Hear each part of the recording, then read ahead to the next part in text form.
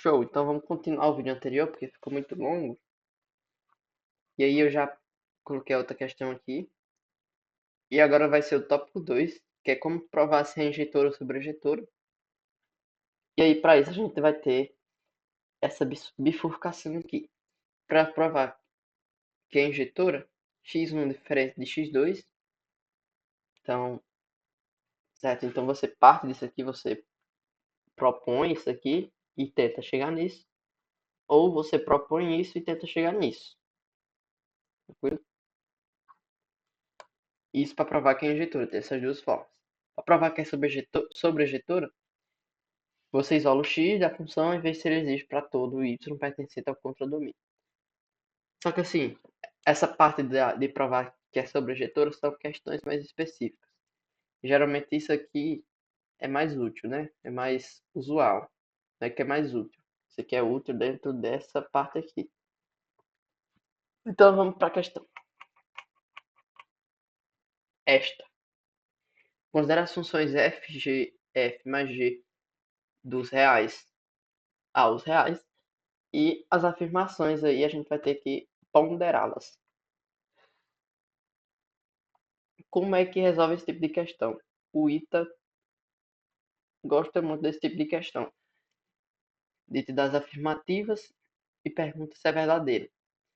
Para fazer isso, a forma suprassumo de fazer isso é dando contra-exemplos. Então você pensa em exemplos que isso aqui é verdadeiro, mas que isso aqui é falso.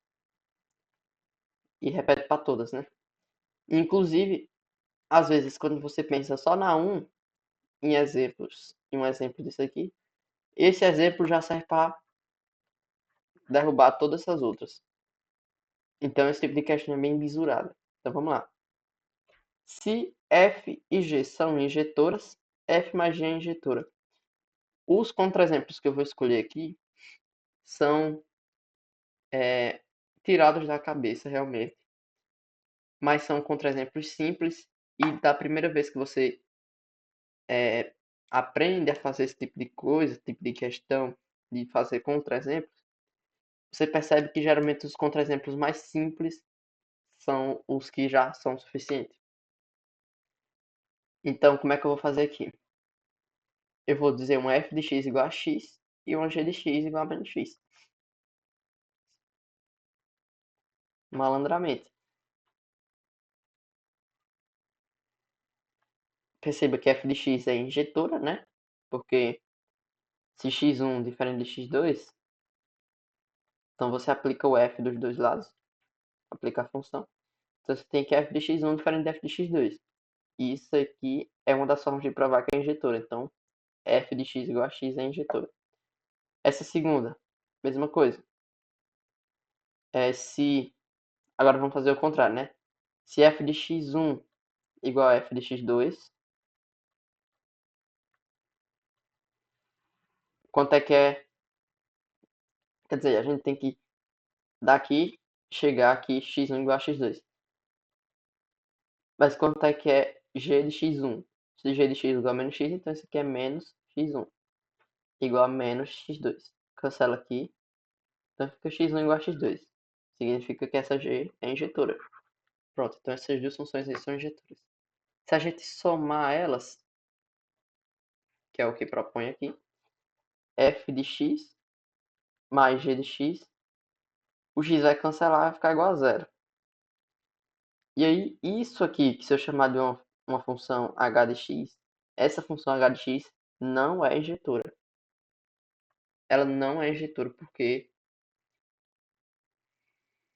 vamos lá, g de x1 é zero, g de x2 é zero.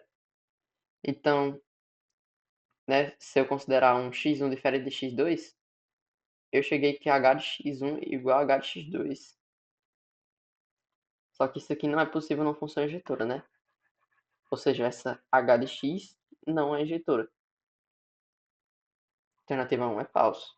A gente conseguiu achar um contra-exemplo e mostrou que se funciona, se um caso faz isso aí ser falso, então tá falso. 2. Se f e g são sobrejetoras, f mais g é sobrejetora. Então, foi aquilo que eu falei. Vamos usar esse mesmo exemplo aqui, f de x igual a x e g de x igual a menos x. Como é que a gente prova se é sobrejetora ou injetora? A gente isola o x, nesse caso aqui já está isolado, né? X igual a f de x. Esse x existe para qualquer f de x? Sim. Mas como assim? Tipo, qual tipo de f de x que não faria esse x existir? Vamos supor que seria x igual a 1 sobre f de x. Aí eu te perguntaria, no conjunto dos reais, de todos os reais, essa função aqui é sobrejetora? Não. Por que que não é sobrejetora? Porque se esse f de x for zero, o x não existe. Quer dizer, isso aqui dá indeterminado, né? Então, se o f de x for zero, que é um número real, o x não existe. Então, essa função aqui não é sobrejetora. Mas nesse caso aqui, essa f de x é sobrejetora. Esse caso também, menos x, quer dizer, x igual a menos g de x. Para qualquer g de x, vai existir um x. Mas aí, se por exemplo fosse x igual a raiz de g de x, e aí, essa função aqui é sobrejetora? Quer dizer, f de x igual a x ao quadrado é uma função sobrejetora? Não é uma função sobrejetora. Porque se o g de x for negativo, então dentro dessa raiz vai ter o número negativo, e aí pertence ao conjunto dos complexos. E dentro dos conjuntos dos reais, né, enfatizando essa parte, dentro dos conjuntos dos reais, não existe x para todo g de x. Então essa função não é sobrejetora. Tranquilo? Então isso aqui foi só para provar que elas são sobrejetoras, certo? Calma. Então vamos ver se f de x mais g de x igual a zero, certo? Esse aqui é o nosso h de x. Se isso aqui é sobrejetora, né? Obviamente é. H de x igual a zero. Isso aqui é sobrejetora.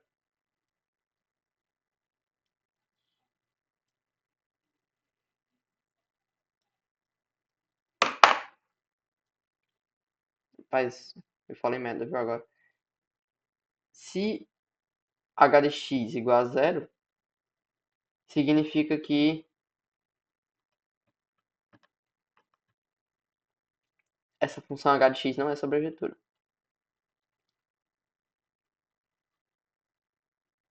Isso aqui é um contra-exemplo mesmo. É porque eu estava pensando na próxima questão, que é mais divertida. Certo. H de x não é sobrejetora. Por que que h de x não é sobrejetora? Porque o domínio dessa função aí é zero, né? Domínio não, a imagem é zero. A imagem é zero, só que o contradomínio é os reais. E zero não é igual aos reais. Então essa função não é sobrejetora. Cancela aqui. Tópico 3. Quer dizer, ponto 3. Se f e g não são injetoras, então f mais g não é injetora. Vamos ver. Então a gente tem que pegar um f e uma g que não são injetoras e tentar achar uma f mais g que é injetora. Como é que a gente faz isso? Lembrar que, vamos lá, f e g não são injetoras. Vamos pegar uma f que não seja injetora. Um exemplo de f que não é injetora são funções quadráticas. Então, se pegar, por exemplo, aqui um f de x igual a x ao quadrado mais x e uma g de x igual a menos x ao quadrado mais x. Quer dizer, aqui eu vou colocar menos x porque senão vai dar que o delta f fica menor que zero. Beleza? Aqui eu vou colocar um 2x. Tranquilo? Essas duas funções aqui não são injetoras. Por quê? Porque se eu colocar x igual a 1, nesse aqui, x igual a 1, vou ter f de x igual a 0. Só que se eu colocar x igual a 0, vou ter f de x igual a 0 também. Então eu tive um x1 diferente de um x2. E se essa função fosse injetora, então f de x1 era para ser diferente de f de x2. Mas elas são iguais. Então essa função não é injetora. Certo? Isso aqui não é injetora. E essa outra função, mesma coisa. Tem as raízes, que é x igual a 2, né? Porque quando a gente coloca 2, isso aqui é 0. E x igual a 0. Então, quando eu coloco isso, o g de x é igual a 0. Então, para x diferentes, eu estou tendo mesmo g de x. Então, essa função não é injetora. Só que aí, quando a gente soma elas, f de x mais g de x, vou cancelar o x ao quadrado e vou ter somente x. E a função x, eu vou chamar isso aqui de h, na verdade, uma, uma função h de x igual a x é uma função injetora, como a gente já mostrou aqui em cima, certo? Então esse contra-exemplo, quer dizer, esse ponto 3 é falso também, porque eu consegui mostrar uma f e uma g que não são injetoras, mas que fez a f mais g ser injetora. Então isso aqui também é falso. E agora o 4. Se f e g não são sobrejetoras, f mais g não é sobrejetora. Rapaz, mesma coisa. Vamos usar esse mesmo contra-exemplo. É igual a gente fez aqui. F de x igual a x ao quadrado menos x e g de x igual a menos x ao quadrado mais 2x. Como é que a gente vai provar que essas duas equações não são sobrejetoras, né? Como diz aqui. É aquilo que eu disse. Isolo x. Então, vai ter que resolver essa equação aqui, ó. Pega,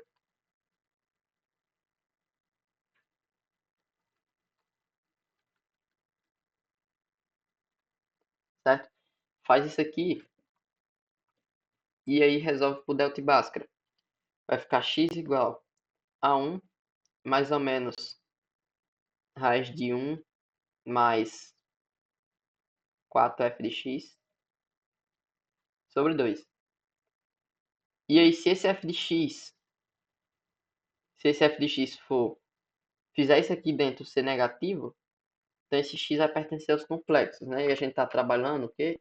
Nos reais. Então essa função não é sobrejetora, porque existe valor de f de x dentro dos reais que faz esse x não pertencer ao conjunto dos reais.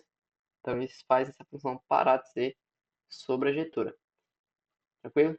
Então essa função aqui não é sobrejetora. Vai acontecer a mesma coisa aqui. O delta vai depender do g de x, e dependendo do valor do g de x, esse x não vai existir dentro dos conjuntos reais, certo? Não vou fazer aqui só para ganhar tempo. Ou seja, essas duas equações, duas funções aqui não são sobrejetoras. Só que a gente vai somar elas e vai dar um h de x igual a x, né? Igual deu aqui em cima. Só que a função h de x igual a x é uma função sobrejetora. Então a gente, de novo, provou que isso aqui é falso usando contra-exemplo. E aí a resposta está na letra A, e nenhuma das afirmativas são verdadeiras.